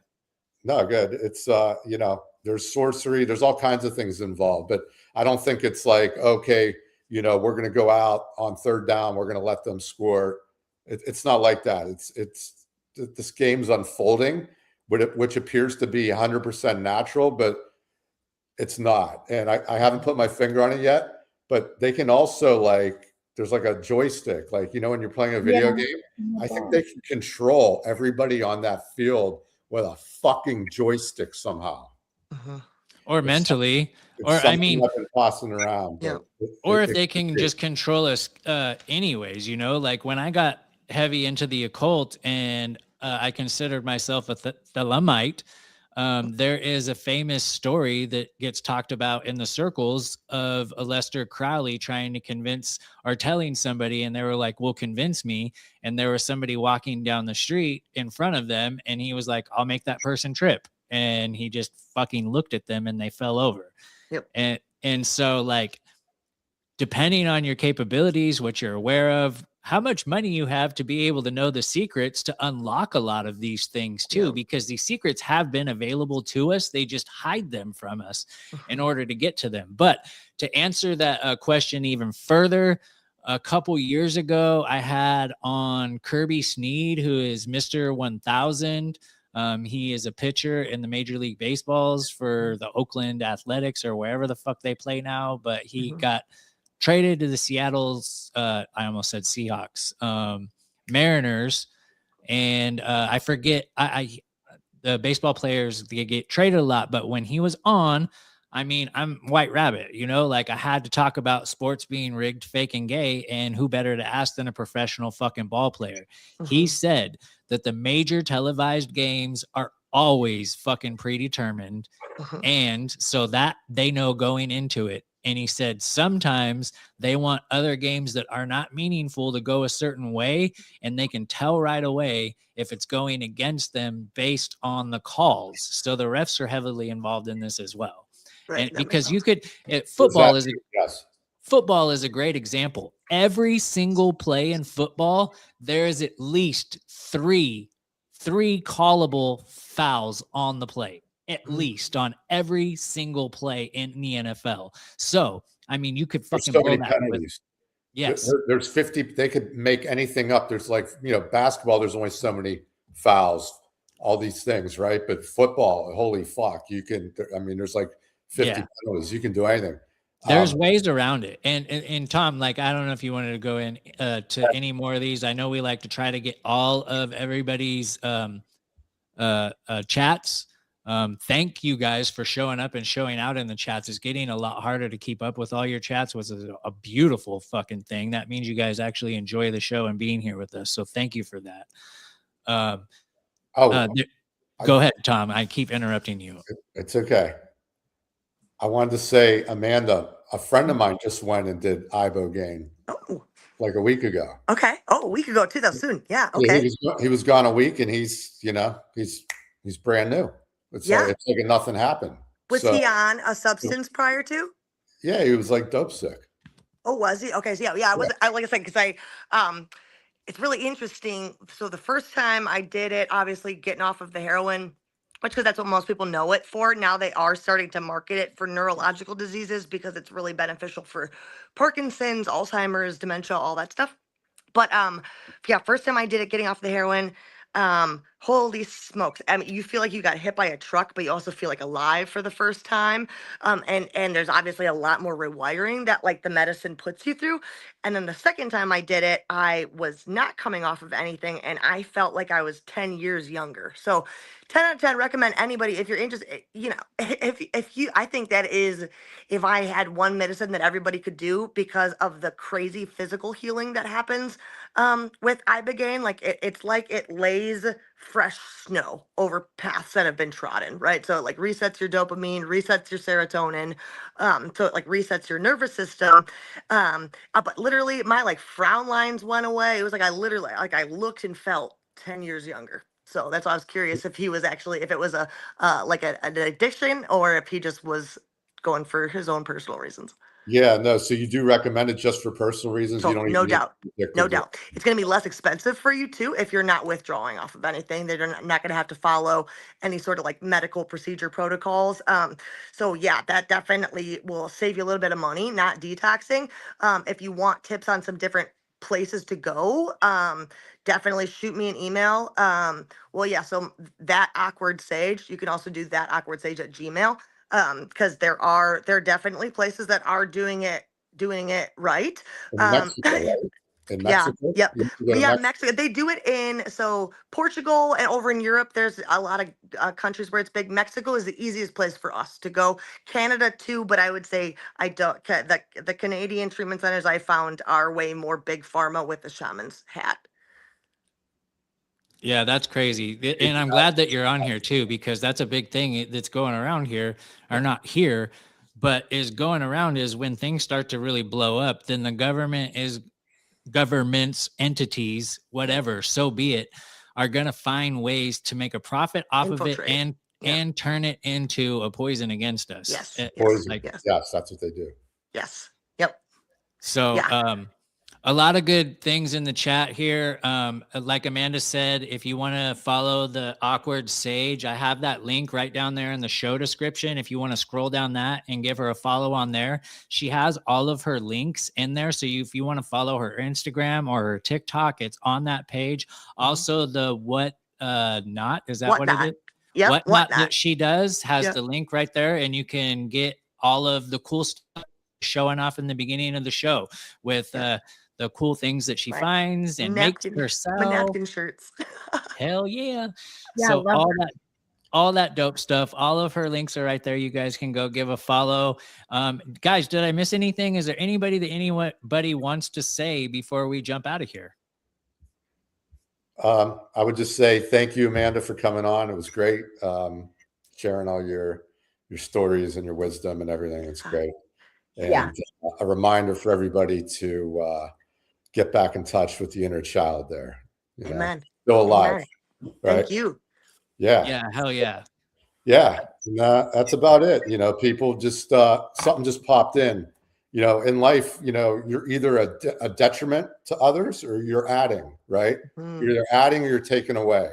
And that just popped in right now. So like, beautiful. be cognizant of that. Like, are you adding to your friends and your family, or are you taking away from them? Yes. Amen. And look at that honestly. And, you know, you got to be always adding, always adding, always helping, abundance, good vibes. So that's all I want to say. Yeah. Amen. Amen. Beautiful. Great show. I love it. You know, Tom, last week I said that you were glowing. And this week you're glowing too. I just didn't say anything. I want you to know, like, I don't think it has anything to do with the background. I think you are just a happy motherfucker lately, and I love it. So keep wearing that. It's awesome. Hey, I'll thank you. I appreciate that. Hell yeah. And Sierra, you definitely look like you're glowing too. I want to say, like, the social media break might be helping you out a lot. So it's good to see you on here glowing. Thank you. Even though you had some stuff going on, you were able to show up and show out. And it's I fucking look forward to these every Wednesday now. So like, this is so fun, you guys, and everybody in the chat, you make the show what it is. So thank you so much. And it's by word of mouth right now, you guys. So they got us shadow banned on just about everything you can think about. So please, if you like the show, share it with somebody and help us get these better messages out. And none of us are psyops in this show, and we're all trying to learn just like you guys. So take the journey with us. And with that, Amanda, thank you so much. I love you so much, my friend. And I'm always rooting for you. Even though we go months without talking, I'm still always rooting for you and thinking about you. Always. Same, brother. Same. Hells yes. So guys, let's see you next week, next Wednesday, same time, same channels. So let's end this. And we are the Trinity. Trinity of truth. The call is proof. The strange, the weird, the odd, the real. Tom Zames, Divinely Sierra, and Catalyst Jones.